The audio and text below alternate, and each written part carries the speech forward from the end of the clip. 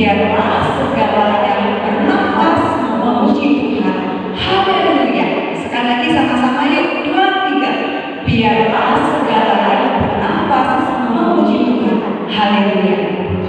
Kita akan bersama-sama mengagungkan Tuhan.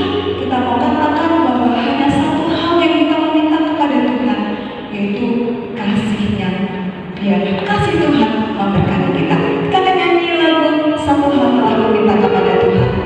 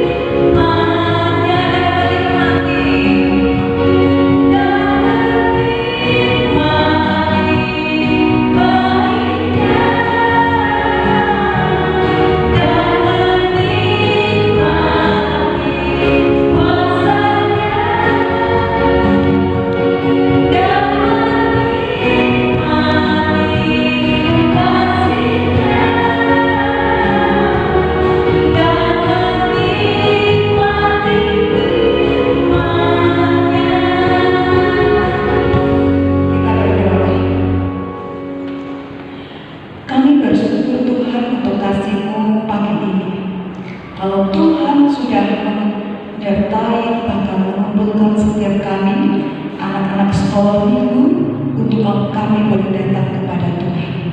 Bapak, tolong berkati kami satu persatu sehingga kehadiran kami hari ini Tuhan sungguh memuliakan Tuhan. Kerinduan kami dari dalam hati kami ingin memuji Tuhan, kami ingin mendengarkan firman Tuhan. Terima kasih Bapak, kami menyerahkan ibadah sekolah minggu dari awal sampai selesai. Biar semuanya boleh berjalan sepenuh dengan kehendak. Terima kasih Bapak buat setiap hati kami anak-anak sekolah minggu hari ini. Di dalam nama Tuhan Yesus kami mengucap syukur dan berdoa. Amin. Kita akan kembali memuji Tuhan. Kerinduan kita bersama untuk memuji Tuhan. Kita akan menyanyi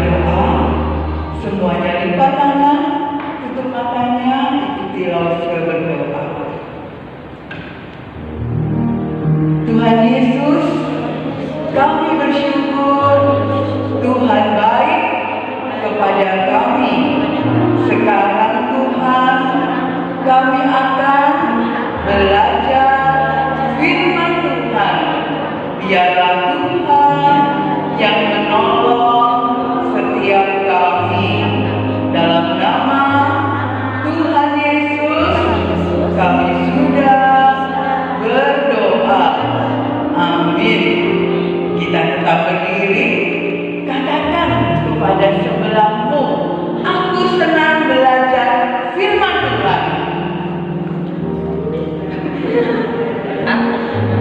Kita katakan sama-sama dulu ya. Aku senang belajar firman Tuhan. 1, 2, 3. Aku senang belajar firman Tuhan. Lagi. Aku senang belajar firman Tuhan. Katakan kepada sebelahmu, aku senang belajar firman Tuhan. Ya, sekarang semua boleh duduk.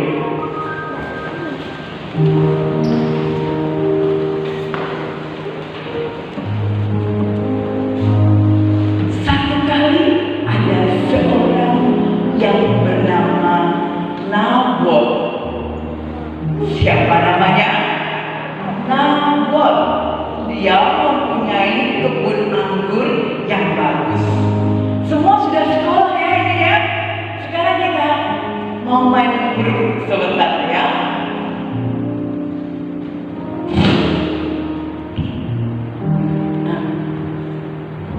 N.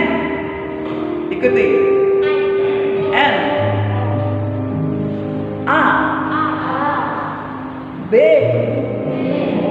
O. T. Kita ulang ya. N. A. B. O. T. Kalau saya bilang Nabot, kita langsung N. A. B. O. T. Nabot. N. A. B. O. T. Jadi tadi dikatakan di dalam Alkitab ada seorang yang bernama Nabot. Dia memiliki kebun anggur yang bagus. Kebun anggur Nabot terletak di sebelah atau di samping istana Samaria. Istananya Raja Ahab. Raja siapa? Ahab. Ahab.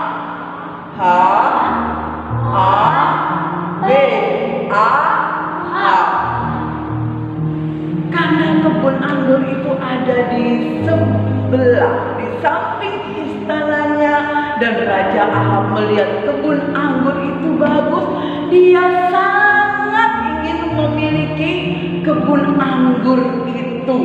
Padahal dia sudah punya kebun anggur juga. Bahkan kebun anggur Raja Ahab ada yang lebih bagus dari kebun anggur milik Nabot. Tapi dia sangat ingin ya. Kemudian dia pergi ya menemui Nabot ya. Dia mengatakan supaya Nabot mau memberikan kebun anggurnya itu atau menukar kebun anggurnya dengan milik Ahab. Kalau misalnya Nabot tidak mau tukar, dia Ahab mengatakan, aku bayar pakai uang. Ya, kalau kamu nggak mau bertukar, kamu nggak mau barter dengan kebunku, aku bayar kebun anggurmu dengan menggunakan uang. Tapi Nabot tidak mau. Kenapa? Karena kebun anggur milik Nabot itu adalah warisan keluarganya yang harus dijaga dan tidak boleh dijual. Tadi Ahab, raja Samaria itu sangat ingin memiliki. Karena Nabot tidak mau memberikan, maka Ahab menjadi marah.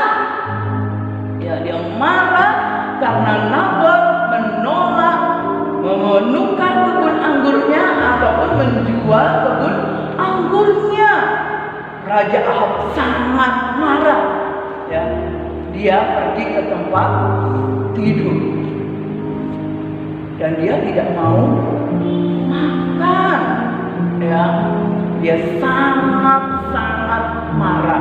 Ada yang marahnya begini, siapa yang kalau marah pergi ke tempat tidur, nggak mau makan? Mama bilang, ayo makan. Enggak. Makan sate? Enggak mau. Makan capcay? Mau. Ya.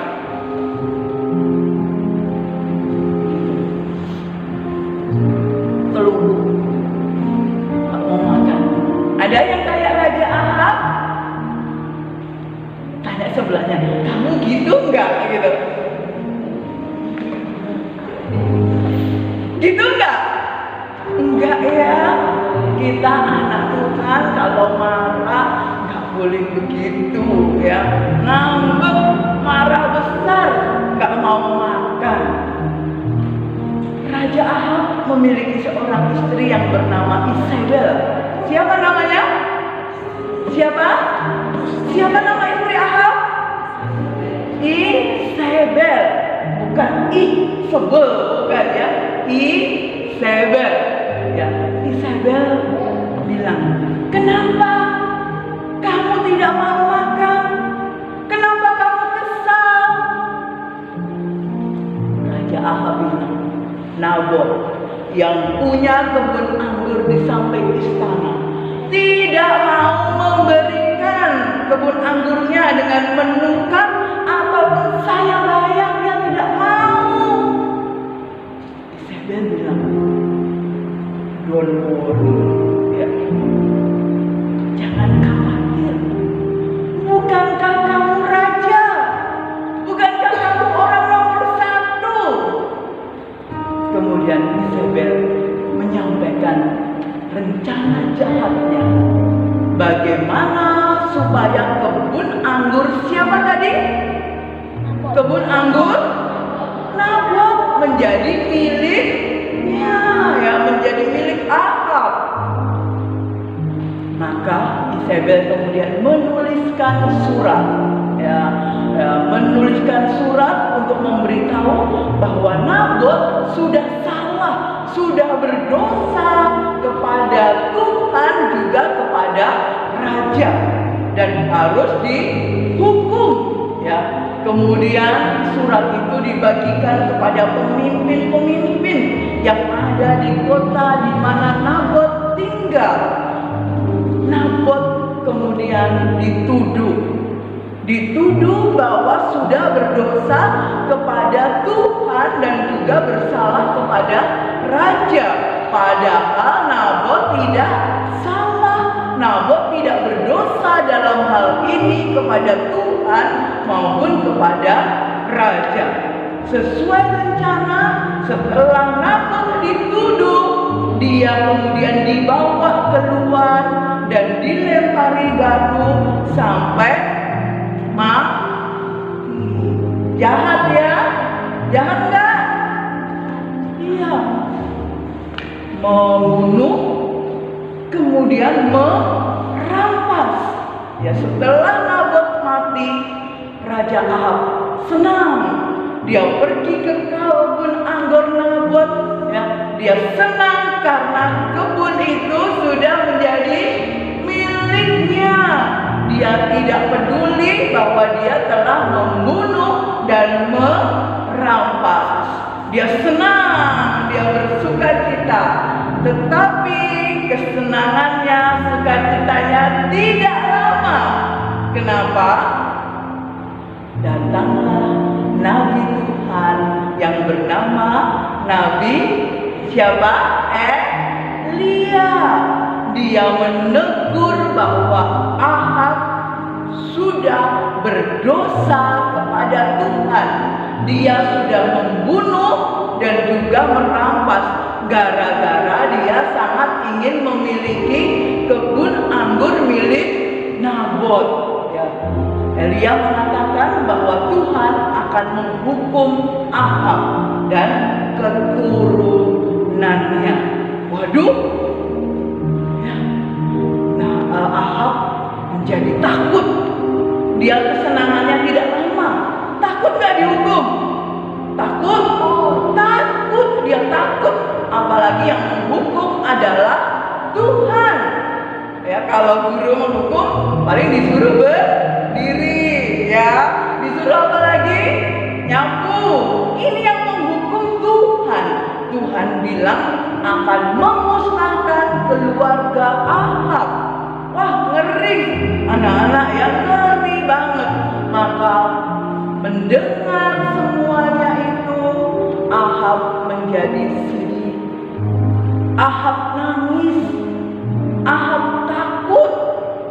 Dan dia mengaku dosa. Dia minta ampun kepada Tuhan. Dia berpuasa dan dia memakai kain pakaian yang biasanya dipakai kalau orang bersedih. Kita lihat gambarnya di situ.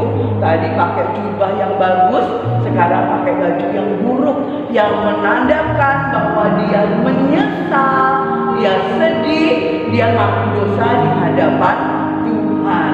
Hari ini kita belajar satu hal, yaitu janganlah kita mengingini milik orang lain. Bilang sama temannya, jangan mengingini milik orang lain. Sudah bilang? Kita katakan sama-sama, jangan mengingini milik orang lain.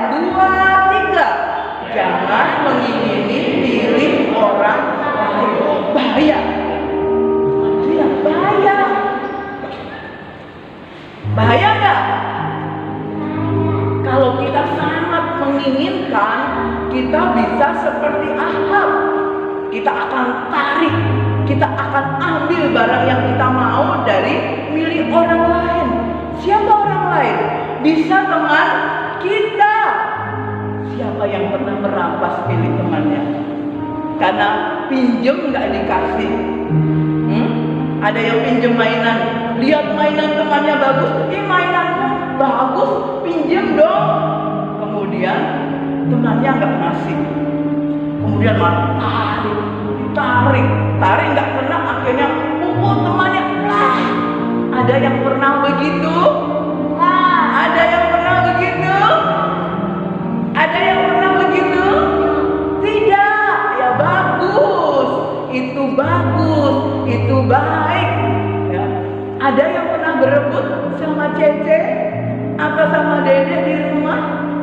Berebut makanan, berebut mainan, berebut alat tulis. Lihat punya Cece-nya bagus. Wah, pensil Cece bagus. Itu buat aku mau itu. Cece bilang enak saja, ini punya aku. Kemudian mulai mengambil dengan paksa atau diam-diam mencuri. Waktu Cece gak ada, ambil. Nah, itu tadi bahayanya kalau kita mengingini milik orang lain. Tadi Ahab mengingini milik orang lain dengan merampas dan membunuh. Jadi bahaya mengingini milik orang lain. Supaya kita tidak mengingini milik orang lain, kita harus bersyukur. Apa? Bersyukur. Artinya berterima kasih. Sudah cukup senang dengan milik kita. Ya, kalau Cece punya yang bagus, kita mungkin punya kita agak biasa, kita tetap bersyukur bahwa kita memiliki itu. Bersyukur kepada Tuhan untuk apa yang kita miliki.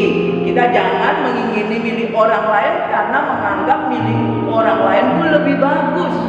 Ya, berbahaya. Kalau kita ingin memiliki milik orang lain, kemudian kita merampas, kita memukul, kita mencuri, bisa kita seperti Raja Ahab. Mau seperti Raja Ahab? Tidak. Sekarang perhatikan Lause, ya. Kita akan konsentrasi, ya. Kalau apa yang Lause katakan itu baik, kalian angkat jempol 2. Kalau yang Lause katakan itu sesuatu yang tidak baik, angkat kelingking 2. Ya, konsentrasi. Oke, semua konsentrasi. Dengar apa yang Lose bilang. Ahab adalah contoh yang baik. Ahab contoh yang baik. Ahab tadi siapa? Raja yang merampas dan juga membunuh. Jadi Ahab contoh yang baik. Angkat tanganmu. Ahab contoh yang baik? No, Ahab bukan contoh yang baik. Ya, turunkan tanganmu. Dengar baik-baik. Kalau aku mengingini milik Cece,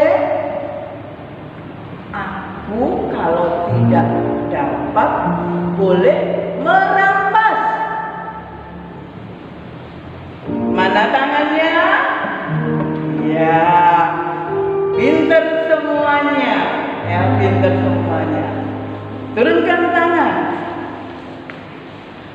Kalau aku mengingini pensil teman, kalau teman aku minta, teman gak kasih, aku akan nangis kencang-kencang. Mana tangannya? Mana tangannya? Kalau kita minta punya teman, teman gak kasih, aku akan nangis kencang-kencang. Apa? Oke ya. Pinter semuanya. Kita akan bersama-sama menghafal firman Tuhan Mazmur 136 ayat 1a. Bunyinya, bersyukurlah kepada Tuhan sebab Ia baik. Yuk kita sama-sama ucapkan Mazmur 136 ayat 1a.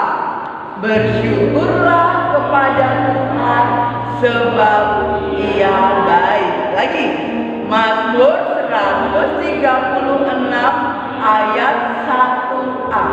Bersyukurlah kepada Tuhan sebab Ia baik. Yuk, sekarang 1 menit kita diam-diam menghafal Mazmur 136 ayat 1a. Bersyukurlah kepada Tuhan sebab Ia baik. Jadi kita bersyukur kepada Tuhan untuk apa yang kita miliki dan kita tidak menginginkan milik orang lain.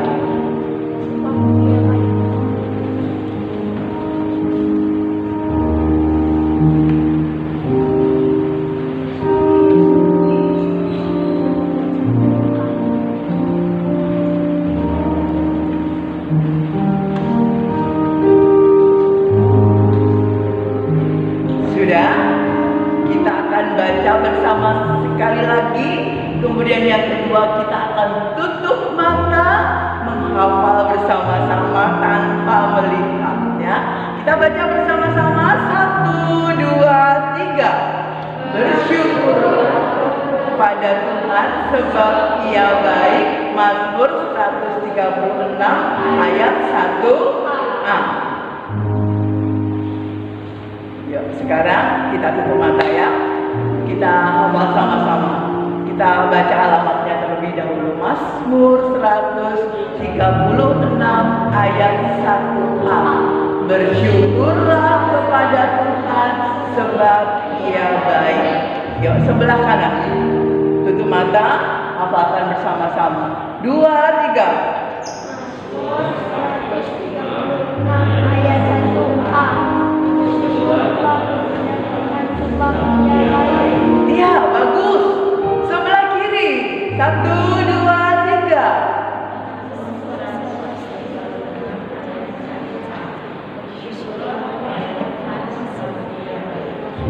Iya. Kita mesti bersyukur untuk milik kita dan kita tidak mengingini milik orang lain menjadi milik kita. Kita bersama berdiri, kita mau berdoa kepada Tuhan.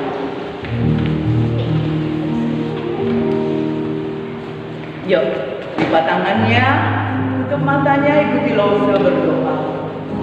Tuhan Yesus, terima kasih untuk firman-Mu. Tolong kami untuk belajar berterima kasih kepada Tuhan. Tolong kami untuk tidak mengingini milik orang lain. Terima kasih Tuhan, dalam nama